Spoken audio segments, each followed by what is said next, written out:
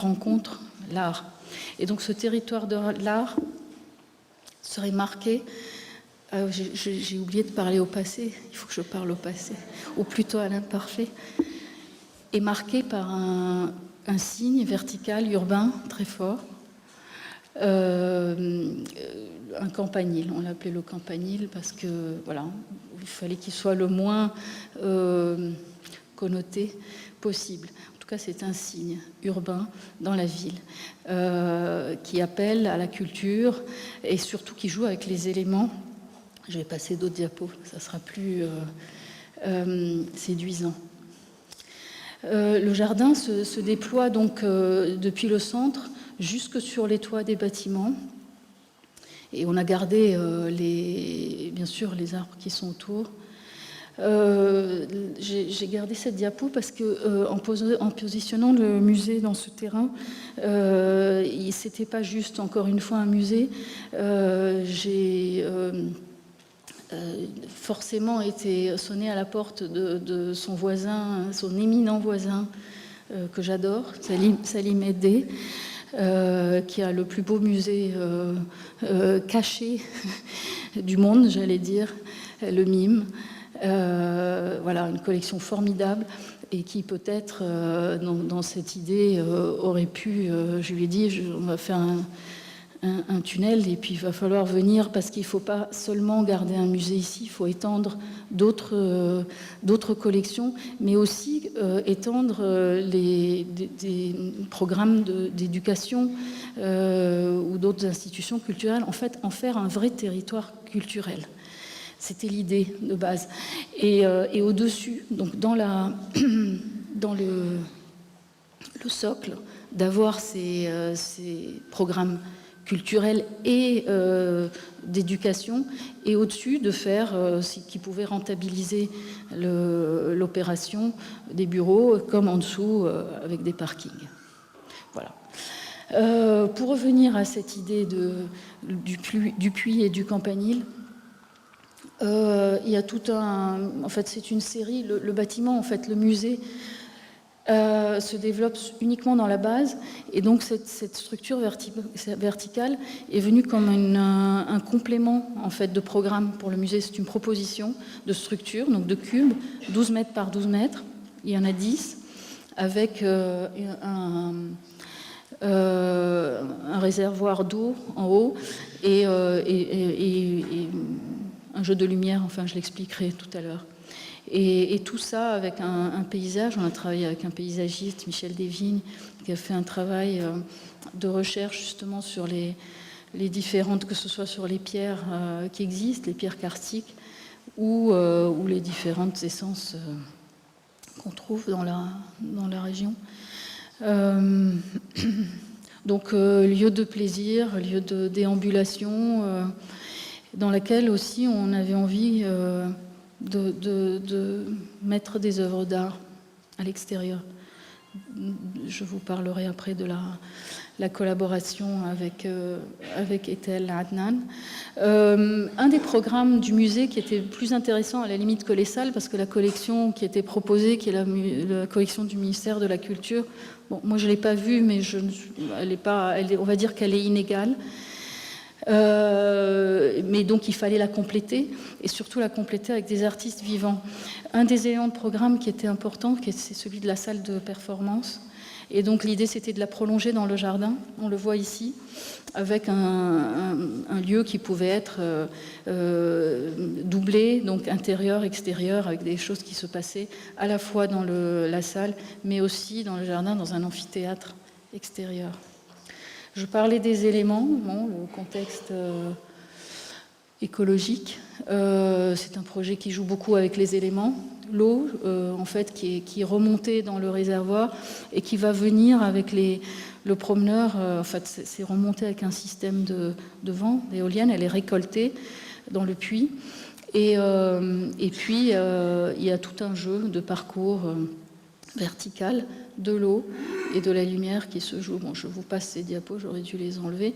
La partie haute, qui est ce dernier élément, ce qui est un belvédère sur la ville, avec un phare, avec un un volume où sur les 4 angles, il y a des miroirs et qui vient tout d'un coup donner une vision horizontale de la lumière, mais de façon très subtile, parce que il n'y a pas de projecteur. Bon, les inspirations que tout le monde connaît, italiennes, iraniennes, argentines, Borges, la bibliothèque, il y a une bibliothèque, il y a un puits indien, enfin bref, tout ce qui nous a inspirés. Un petit clin d'œil au mime, Aleph, bien sûr, Borges, Aleph, mime. La tour et toute sa symbolique de ce qu'elle pouvait représenter. Tour de mémoire pour les réserves, la bibliothèque, le savoir, l'art, évidemment, les différents dispositifs. J'arrive plus à lire. L'eau, la lumière, le vent.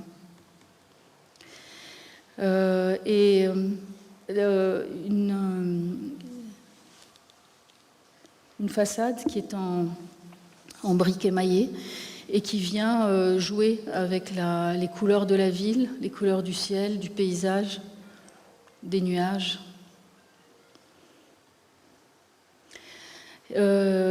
J'ai beaucoup discuté avec Etel Adnan, mais avec d'autres artistes aussi. On avait parlé avec Gabriel Yared justement pour la musique, pour imaginer quelque chose sur parce qu'elle a été un peu dessinée comme une partition, sans être musicienne, ou en tout cas composition. Etel Adnan était très intéressée par cette notion de... Je ne sais pas si on arrive à lire ce qu'elle a écrit. Moi, je n'arrive pas à le faire, mais il faut le lire parce que c'est très beau. Je vais le lire. Un musée n'est pas un dépôt de peinture, loin de là. C'est un lieu exceptionnel, une sorte de sanctuaire, un lieu qui nous soustrait à l'agitation que le monde nous propose. Il nous permet une transition vers le silence et la découverte du spirituel, dans ce cas l'expérience spirituelle que toute œuvre d'art favorise.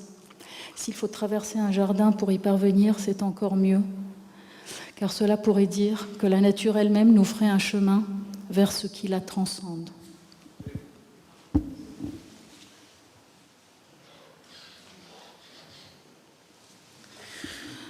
Donc j'avais demandé à Etel Adnan de faire une œuvre monumentale. On avait imaginé un lieu à côté de l'auditorium, mais aussi à l'extérieur. Je lui avais dit 8 mètres par 8 mètres. Mais un jour, elle m'a appelée en me disant « Viens voir, j'ai 4 propositions à te faire ». Et quand j'ai vu les 4, je lui ai dit « Il faut prendre les 4 parce que c'était formidable ». Du coup, j'ai redessiné la façade justement pour pouvoir les adapter. Elle est venue à l'atelier. Et puis on était en train de regarder, on a refait la maquette, enfin voilà. Quelques simulations, c'était pas encore ça, mais je vous les montre parce que... Voilà.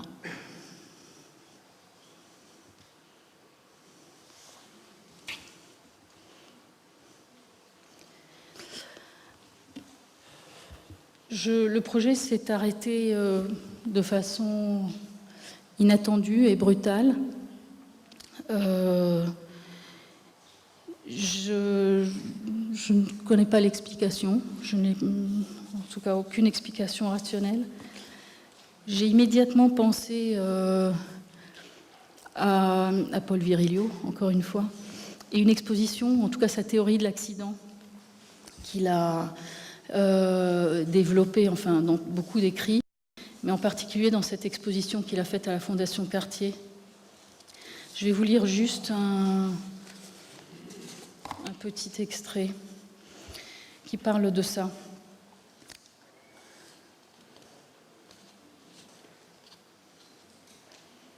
Comme tous les accidents, c'est Virilio qui parle, hein, je vous cite Virilio. Comme tous les accidents, du plus banal au plus tragique, des catastrophes naturelles au sinistre industriel et chimique, mais aussi l'accident heureux, du coup de chance au coup de foudre. L'accident, c'est la surprise, l'effet de sidération, ce qui survient inopinément, ce qui arrive. Si on veut comprendre l'accident du Bémin, il faut remonter à la genèse du projet, l'invention indirecte que Virilio décrit dans sa pensée exposée, un livre qu'il a écrit. De la même façon qu'inventer l'automobile, c'est inventer le télescopage en chaîne sur l'autoroute, ou inventer l'avion, c'est inventer le crash. Imaginer un projet architectural avec une condition non rémunérée, c'est imaginer son échec.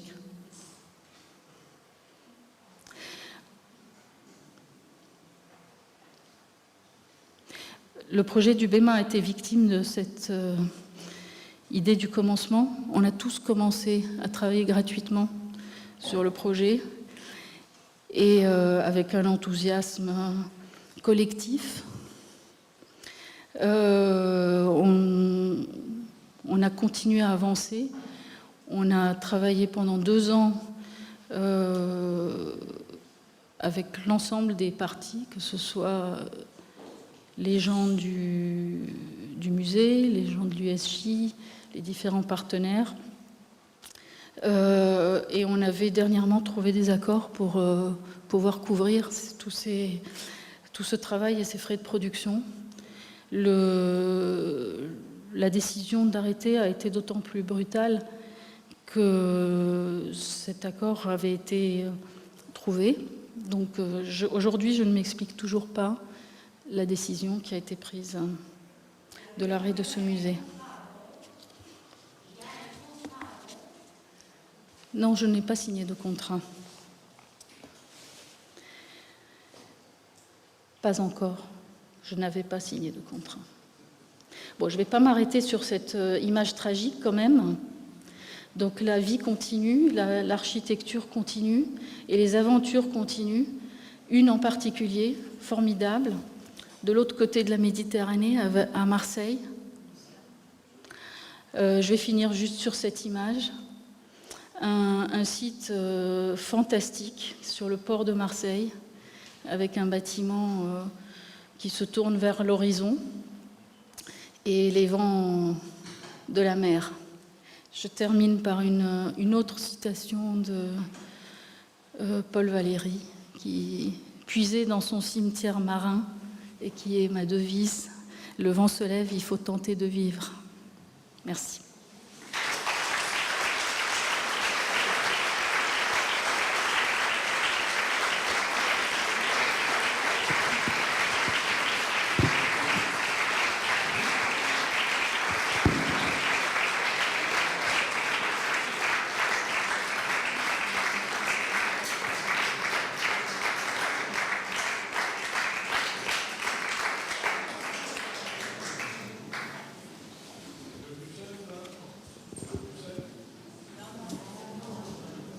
Non, c'est un nouveau bâtiment dont je vous parlerai peut-être un jour.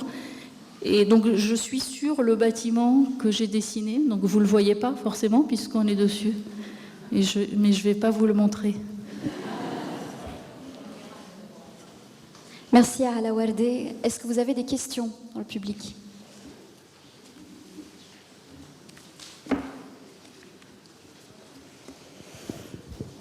Bonsoir. Est-ce que vous avez mis l'air conditionné ? Vous parlez du Louvre ? Oui.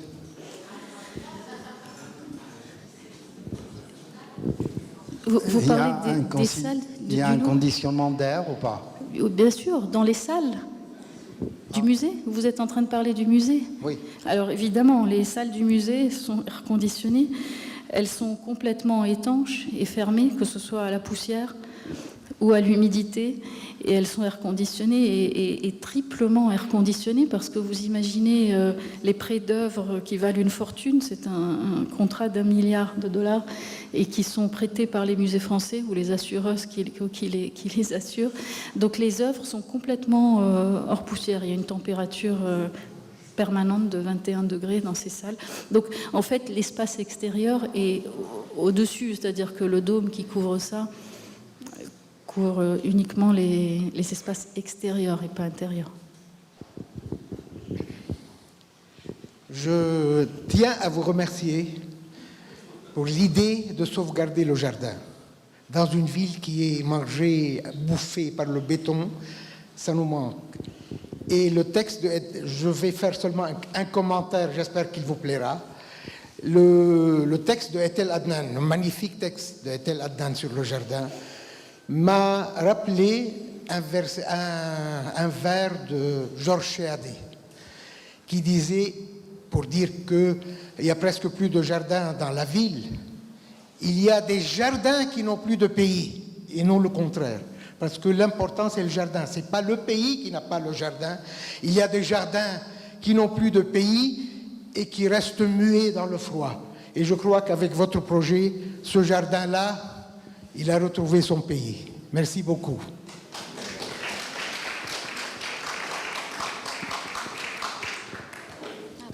Merci beaucoup. Je voulais demander quel rôle joue la lumière naturelle et puis artificielle dans vos projets. Vous parlez du musée d'Abu Dhabi? Dans tous les projets. Ah, en général. En général. Non, parce que c'est une question fondamentale pour un musée, la lumière.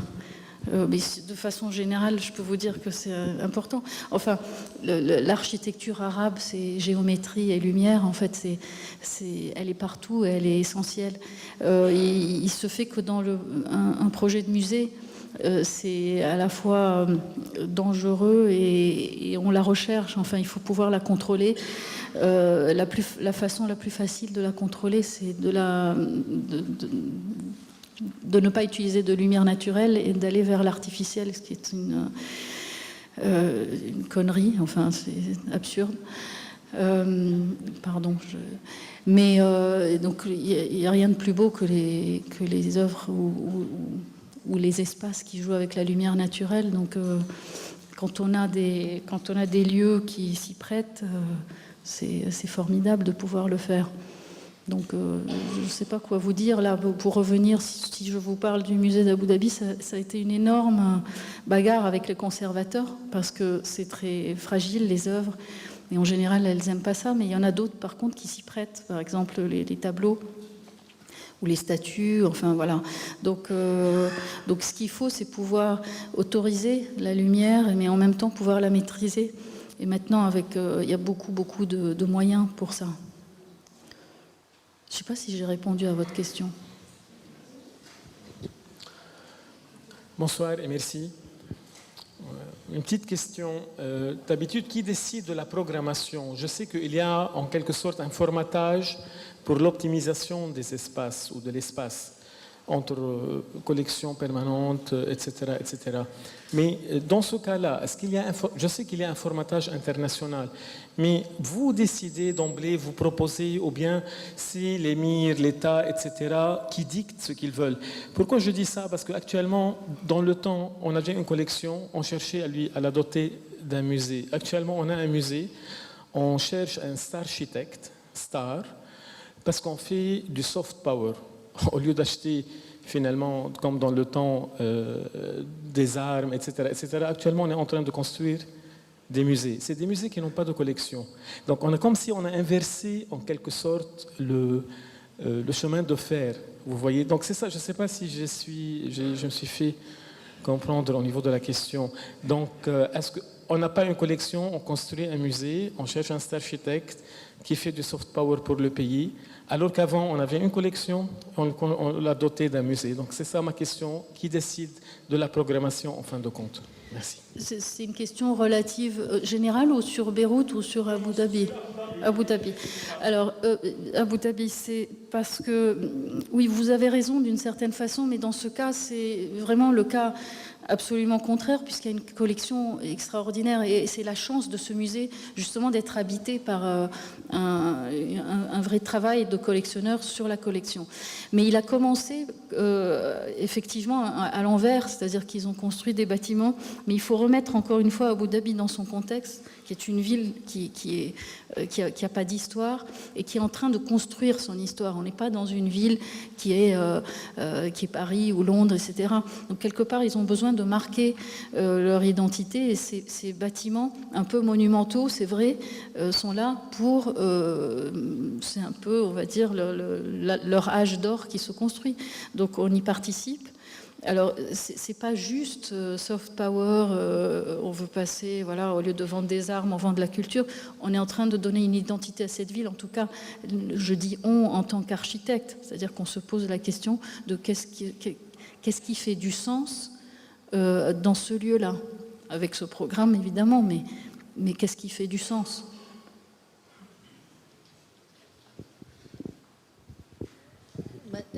Je vais vous poser une question très cash. Peut-être que c'est trop, mais je vous demande qui était le commanditaire de ce musée qui n'aura pas lieu, celui pour lequel vous avez eu un prix et où vous avez travaillé et où, en plus, il y avait des financements, me semble-t-il, vous avez dit. Alors, qu'est-ce qui s'est passé? Vous avez été extrêmement discrète. Est-ce que vous pourriez en dire plus, s'il vous plaît? Non, malheureusement, c'est pas que je ne veux pas, mais je ne sais pas. Et donc il y a un conseil, enfin voilà, c'est une association qui est régie par un conseil d'administration et qui a pris cette décision.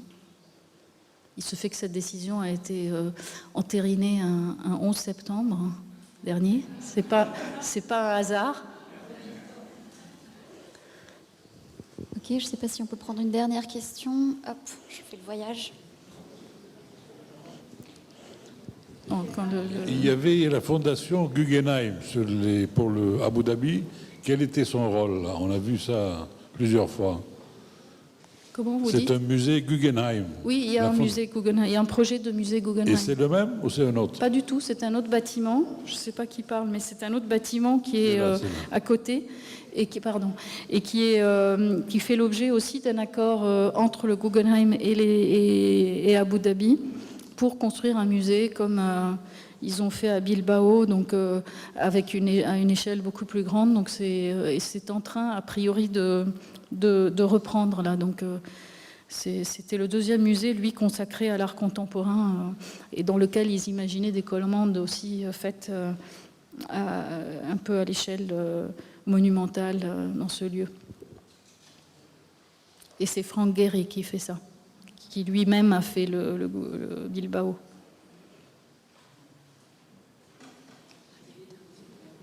Ok, dernière question. Lequel? D'ici? Oui, bonsoir. À propos de ce rendez-vous manqué avec le projet du BEMA, est-ce que vous pouvez nous dire qui a été retenu quand vous avez été donc quand on vous a signifié que vous ne serez plus en lice? J'ai pas compris la question. Je demande, est-ce que vous pouvez nous dire qui a été retenu quand vous n'étiez plus en lice? Non, je ne sais pas. Non, mais ce n'est pas tout le projet qui est tombé. Il y a quelqu'un qui va réaliser ce projet. Non, je ne sais pas. Je sais que le projet s'est arrêté pour moi. C'est tout ce que je sais. Oui, mais il y a quelqu'un... Que j'ai travaillé pendant 2 ans sur ce projet et qui s'est arrêté. C'est tout ce que je sais. Vous ne pouvez pas nous dire qui... Non, je ne sais pas. Et quand ils ont lancé le concours, vous avez dit que vous avez offert gratuitement les études du concours. Tous les candidats qui ont accepté de concourir, il y en a qui n'ont pas accepté parce que d'une certaine façon, ça a écarté certains architectes qui ne pouvaient pas le faire, mais ceux qui ont accepté de concourir, dont je fais partie, ont accepté de concourir gratuitement. À ces conditions, oui, bien sûr. Et il n'y a eu pas seulement nous, mais il y avait il y a eu un grand élan bénévole, que ce soit des ingénieurs, que ce soit des experts, des programmistes, des économistes, enfin voilà, tout ce monde s'est mis de façon enthousiaste à l'élaboration de ça. Après, une fois que c'était gagné, c'était une autre histoire. Mais ça s'est fait avec tout le monde avait accepté ces conditions. Et vous n'avez eu aucun dédommagement pour ça par la suite?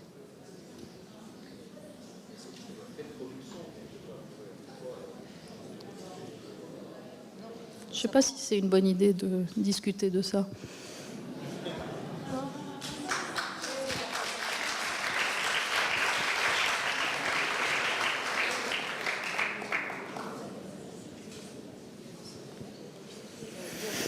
Merci à vous tous, merci à la Wardé, merci à tout le monde d'être là. Alors, vous êtes tous invités pour un cocktail dans le salon en face. Merci.